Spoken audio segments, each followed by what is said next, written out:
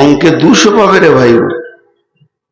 10কে যদি 2 দিয়ে ভাগ করা হয়, ভাগফল কত হবে? 5। 5টা হলো আমল, 5টা হলো ঈমান। 5টা জিনিস ঈমান রাখতে হবে, 5টা আমল করতে হবে।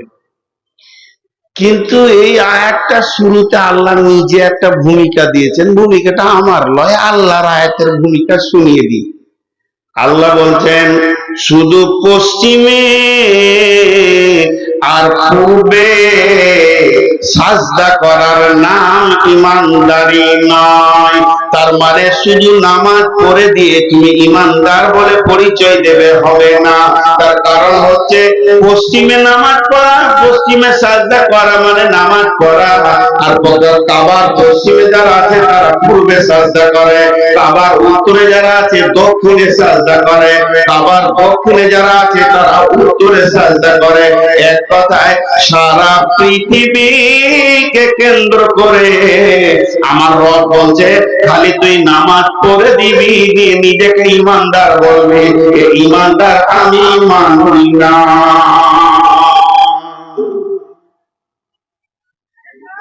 একবারে ইমামের পেছনে দাঁড়ায়, খুব সুন্দর দাঁড়িয়ে এমনি করে হাত মাথার মুখ হিল, খুব দোয়া পড়ে, আর গায়ের মধ্যে পাকা চিটার এরকম বেঈমান মাল আছে না? আর এই এলাকায় নাই মনে হয়। ডেঞ্জারাস মালগুলোর জন্য আল্লাহ বলছে যে তুই খালি নামাজ পড়ে দিয়ে আমাকে বুঝিয়ে দিবি। এই যুগে মুসলমান বেশি না মুসাল্লি বেশি? জোরে বলেন, মুসলমান বেশি না মুসাল্লি বেশি? আর রসুলের জামানায় মুসাল্লি বেশি ছিল, মুসলমান কম ছিল। লে মজা, এটা যে বুঝে আসছে না। আরে মুনাফিকরা নামাজ পড়তো, মুনাফিকদের তাহাজ্জুদ বাদ যায়নি। যারা মুনাফিক ছিল রসুলের জামানায় তাদের তাহাজ্জুদ কন্টিনিউ ছিল, বাদ যায়নি। তাহলে মুনাফিকরা ছিল সেই জামানায়, তাহলে মুনাফিকরাও নামাজ পড়েছে। ওয়াইলুল লিল মুসাল্লিন, ওয়াইল জাহান্নামে যাবে নামাজীরা। আল্লাহ রাসূল বলেন মান সাল্লাল্লাহু আলাইহি ফাকাদ আসরাকা, যে লোক দেখেনি নামাজ পড়বে সে শিরক করলো। সবটাই নামাজের বিরুদ্ধে চলে গেল। যেটি বেনামাজি বসে আছে বলছে ঠিকই বলছে মৌলভী সাহেব, ওই লেগেই তো নামাজ পড়ি না। ওরা রাস্তা পেলে একটা, হাজি ভাই আপনি হাটে থেকে আসছেন, শামসি থেকে, শ্রীপুর থেকে, আর এখন হাঁড়ি করে দই নিয়ে আসছেন। দই, দই লয় চুন, চুন বুঝেন, চুন আনছেন। আর আপনার বন্ধু বলছে কিরে দই নিয়ে এলি নাকি? ভুল করে কেউ চুনকে দই বলবে, কিন্তু আলকাতরাকে বলবে কেউ দই? বলেন বলবে? তো যে কটা বেনামাজি কটা আলকাতরা মার, ওরা ইমানদারি নাই, এটা আল্লাহ বলতে চাইছেন। নিয়ে আমার আল্লাহ বলছেন ওই নামাজীদের ভিতরে এমন কিছু রয়েছে যারা নামাজ পড়ে নিজেদেরকে ইমানদার বলছে, বাকি বেঈমানি ছাড়ে না। তবে তুমি শুনে নাও, যদি তুমি প্রকৃত ইমানদার হতে চাও, 5টা জিনিসে তোমাকে ঈমান আনতে হবে আর 5খানা আমল করতে হবে। ঈমান যেগুলো জানতে হবে সেটা মান আমানা বিল্লাহি ওয়াল ইয়াউমিল আখিরি ওয়াল ইয়াউমিল আখিরি ওয়াল মালাইকাতি ওয়াল কিতাবি ওয়ান নাবিয়্যিন। 5টা জিনিসের উপরে ঈমান আনো। সেই 5টার মধ্যে 1 নম্বর হলো আল্লাহর উপরে ঈমান আনো। আল্লাহ আছেন আর রহমান আর শ্রেষ্ঠ। আমার আল্লাহ তিনি আলিমুন বিযাতিস সুদূর, আমার আল্লাহ আলা কুল্লি শাইইন কাদির। আমার আল্লাহ সমস্ত জিনিস সামি'আ বাসির, তিনি দেখেন এবং শুনতে পান। আল্লাহ সম্পর্কে বলতে গিয়ে হাদিসের মধ্যে এসেছে আন্ধার রাত্রিতে, অমাবস্যা রাত্রিতে কালো পাথরের উপরে যদি কালো পিপুলি গাছিতে যায়, আমার আল্লাহ তার পায়ের ছাপ গুলো দেখতে পান এবং শুনতে পান। আল্লাহ কত সূক্ষ্মদর্শী, তিনি হলেন আমাদের রব। সে আল্লাহ সম্পর্কে কামিল ঈমান আনতে হবে।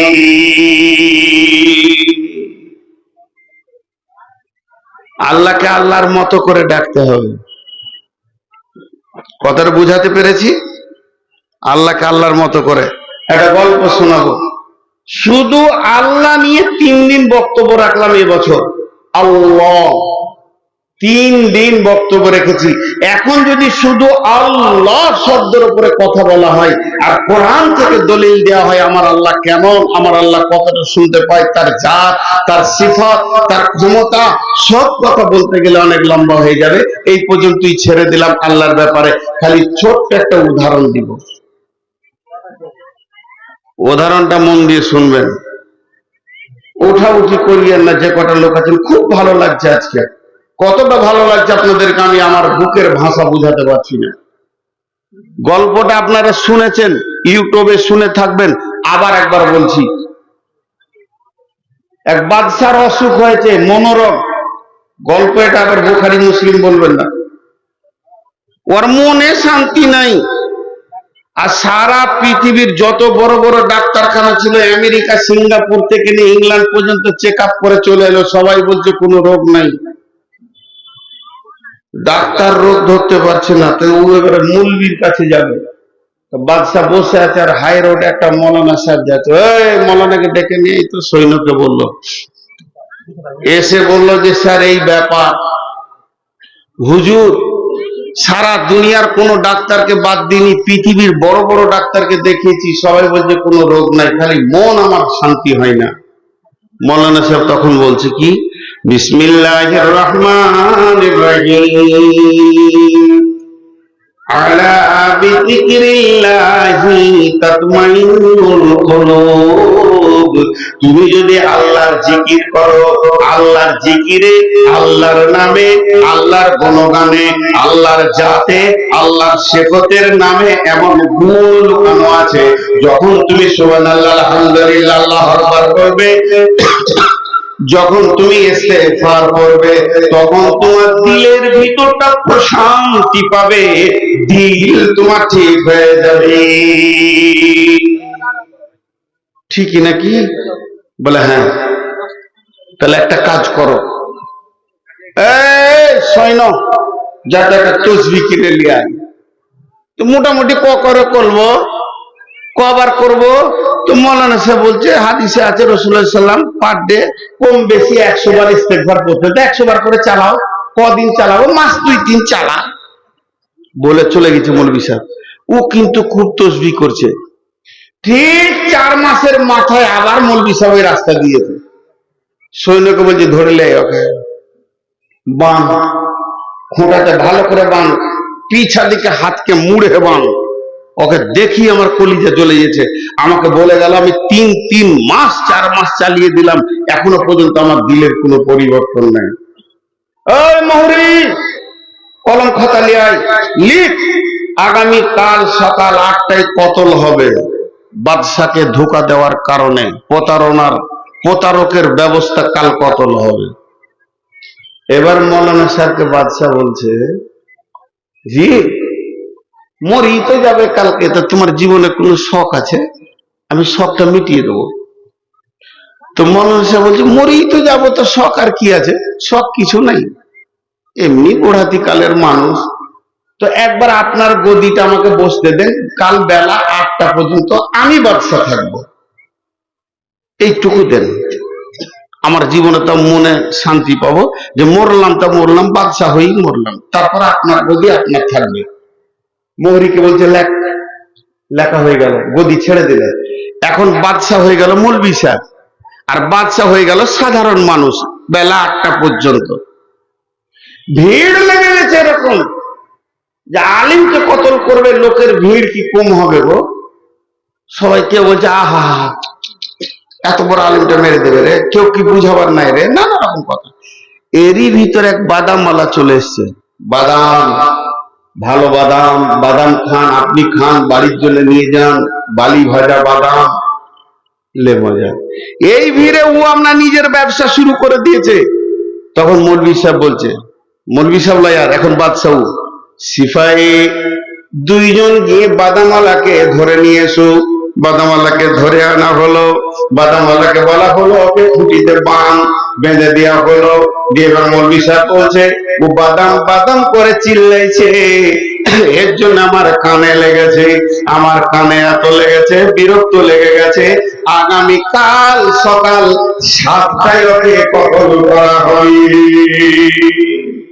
ও মরবে 8টায়, তার আগে ওকে 7টায় কাজ ছেড়ে নেবে আর কি। তখন বাদামওয়ালা বাদাম ছেড়ে দে কানতে লেগেছে যে আমি কি করলাম রে, 2 পয়সা করতে এলাম, কি এমন পাপের কাজ করেছি যে আমার কতল হবে। তোর কথা শোনা হবে না, ওকে একটা ঘরে ধরে তালা মেরে দিয়ে হলো। ও আপনার ঘরের ভিতরেই কাঁদছে, খালি ঘন ঘন আল্লাহকে বলছে আল্লাহ আনতা আল্লাযী খালাকাল মাউতা ওয়াল হায়াতা লিয়াবলুয়াকুম আইয়ুকুম আহসানু আমালা। মাবুদ গো, হায়াতের মালিক তুমি, মওতের মালিক তুমি। কে বিড়ি ধরিয়েছিস ভাই? তোর পা দুটা ধরছি, ফেলে দে, নাহলে আমি বমি করে মরে যাব।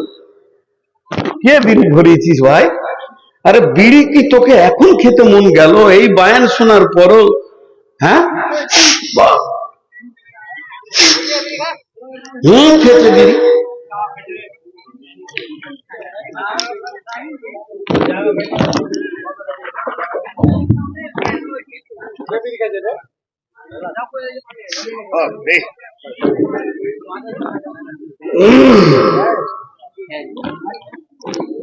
তো বাদামওয়ালা কাঁদছে, বাসু ঘরে তালা মারা কাঁদছে।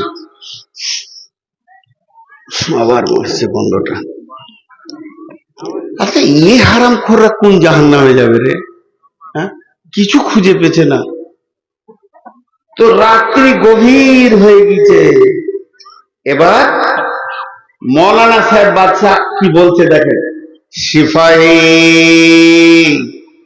এই এলাকায় সব থেকে একটা সুন্দরী নারীকে নিয়ে এসো, দেখতে যেন সুন্দর হয়, আবার রান্ডি মেয়ে হতে হবে, বেশ্যা হতে হবে। ওই মেয়েটা তুমি জোগাড় করো। বেশ্যাখানায় গিয়ে একটা সুন্দর মেয়েকে বললো আয়, তোর তো চাকরি লেগে গেছে, তুই আর কি বেশ্যাগিরি করবি, চলে আয়। বাদশা ডেকেছে, এবার ওকে আনা হলো। মৌলানা সাহেব বলছে ওরে বেশ্যা রে, এই ঘরে একটা লোক ভরা আছে, ওই লোকটাকে কাল সকালে কতল করবো বলে ভরে দেওয়া হয়েছে। তোকে একবার ওর সঙ্গে আজকে রাতে মিলে যেতে হবে। যদি তুই ওর সঙ্গে দৈহিক মিলন করে নিতে পারিস, ওকে যদি একবার তোকে তোর সঙ্গে ক্রস করিয়ে নিতে পারিস, তো আমি বাদশা বলছি, এখন আমি রানী বাদশা, রাত কোষাগার থেকে তোকে 1 লক্ষ টাকা দেওয়া হবে। মেয়েটা তো খুশিতে আনন্দ, ওরে বাবারে, এত বড় সুযোগ তো জীবনে পাইনি, একবার মিলবে 1 লক্ষ টাকা।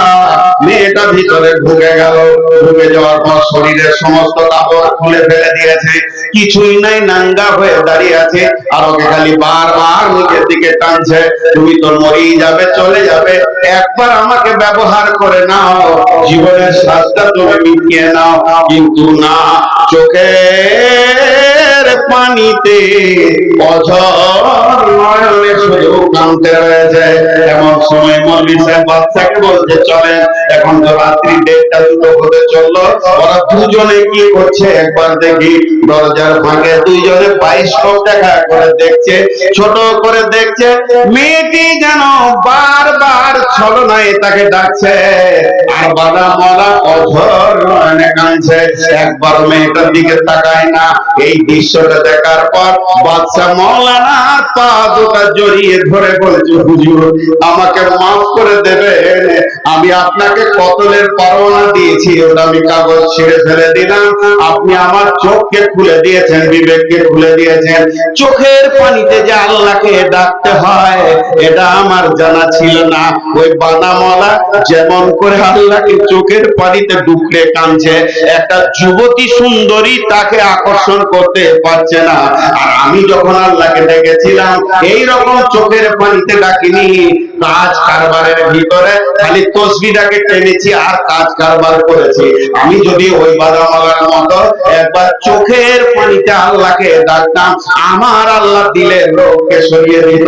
সঙ্গে সঙ্গে দরজাটা খুলে মৌলানা বাদামওয়ালার গায়ে হাত দিয়ে বলছে, বন্ধু তোমাকে দিয়ে একটা পরীক্ষা করেছি, কোনো গড়বড় হবে না, তুমি আমাকে মাফ করে দাও, তোমাকে অনেক কষ্ট দিয়েছি, ছেড়ে দিল। অতএব বন্ধুরে, আল্লাহ কোরআনে বলছেন, ওমা কাদারুল্লাহ হাক্কা কাদরিহি ওয়াল আরদু জামিআন কাবলাতুহু। কে এমন আছো আল্লাহর হককে, আল্লাহর ইজ্জতকে, আল্লাহর সম্মানকে পরিপূর্ণ দিতে পারবে? উনি যেমন হক আমাদের কাছে রাখে, ওই রকম হক কি ওকে চোখের পানিতে ডাকতে পারবে? বলো, যদি কেউ আল্লাহকে একবার ডাকে, শুধু আমি বলি, আপনারা পাঁচজন যদি আমাকে প্রশ্ন করেন, একসঙ্গে উত্তর দিতে পারবো না। সিরিয়াল সিরিয়াল সিরিয়াল হয়ে যাবে, ডাক্তারের কাছে যায়, সিরিয়াল ধরে চিকিৎসা হয়। ওই রকম যদি আল্লাহ বলতো, সিরিয়াল যে আমাকে ডাক, তুই ডাক, তারপরে তোর বাপ ডাকবে, তারপরে তোর বেটা ডাকবে, তাহলে কখন আমার সিরিয়ালটা লাগতো? আল্লাহ বলতেন, ইসাব্বিহু লিল্লাহি মা ফিস সামাওয়াতি ওয়া মা ফিল আরদিল মালিকিল কুদ্দুসিল আজিজিল হাকীম। সারা পৃথিবীতে যত জীব আছে, যত জড় আছে, সবাই আমাকে ডাকে। এমনকি লাখ লাখ কোটি কোটি পিপলিকা মাটির ভিতরে যারা আছে ডাকে, আসমানওয়ালা আছে ডাকে, জমিনওয়ালা আছে ডাকে, জঙ্গলওয়ালা ডাকে, সমুদ্রের মাঝে যত প্রাণী আছে ডাকে। শুধু তাই নয়, মানুষের ভিতরে ডাকে, জিনের ভিতরে ডাকে, গরু ছাগল যত প্রাণী আছে, ক্ষুদ্র থেকে বৃহৎ পর্যন্ত সবাই আমার তসবিহ বয়ান করে। শুধু তাই নয়, বাংলায় ডাকে, ইংরেজি ডাকে, উর্দু ডাকে, ফার্সি ডাকে, মালায়ালাম ডাকে, আরবি ডাকে, সমস্ত ভাষার সমস্ত লোক ডাকে। কেউ বিপদে ডাকে, কেউ খুশিতে ডাকে, কেউ আনন্দে ডাকে। আজকে মাদ্রাসা ওয়ালারা ডাকছে, আমরা আজকে আল্লাহকে ভয়ে ডাকতে হয়েছে। এইভাবে আরো কোথাও জলসা হচ্ছে। আমার রব সবার ডাক একসঙ্গে শুনতে পারেন, আবার ডাকের জবাব দিতে পারেন। এই বলেন আলহামদুলিল্লাহ সেই ইন্টারে। শুধু তাই নয়, সকালে ডাক, দুপুরে ডাক, সন্ধ্যায় ডাক, রাত্রি ডাক, রাত্রি 12টায় ডাক, 1টায় ডাক। আমি আল্লাহ বিজি নাই। আর একটা মোবাইলে যদি একটা ফোন চলে, তুই 1000 বার ঢোকাবি, তোকে বলবে বিজি। আমার কাছে কোনো বিজি নাই, যখনই ডাকবি তখনই সারা পেয়ে যাবে। আমার নিকট কোনোদিন ফেল হয় না। আমার নিকট কত দূর শুনে নেয়, রব্বুল মাশরিকাইনি ওয়া রব্বুল মাগরিবাইন। দুই উদীয়মান সূর্য জায়গা থেকে দুই অস্তমান জায়গা পর্যন্ত আমার সীমানা, এই পর্যন্ত ডাকবি তো আমাকে পেয়ে যাবে। শুধু তাই নয়, ইউনূস ছিল মাছের পেটে, মাছের পাকস্থলীর পেটে। সালাসালা জুলুমা, আল্লাহ তাআলা বলছেন যে একটা হলো পানির অন্ধকার, তারপরে মাছের অন্ধকার, তারপরে পাকস্থলীতে ইউনূস ছিল। ওই মাছটা কত দূর ছিল? এখনকার বিজ্ঞানীরা বলছে পানির নিচে 800 মিটার নিচে ছিল।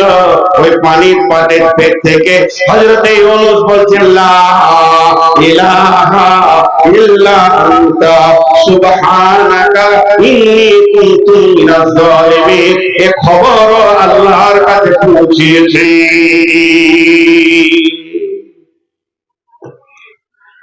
বিস্তারিত শুধু আল্লাহর পরিচয় দিতে গেলে পাগলা হয়ে যাবে মাথাটা।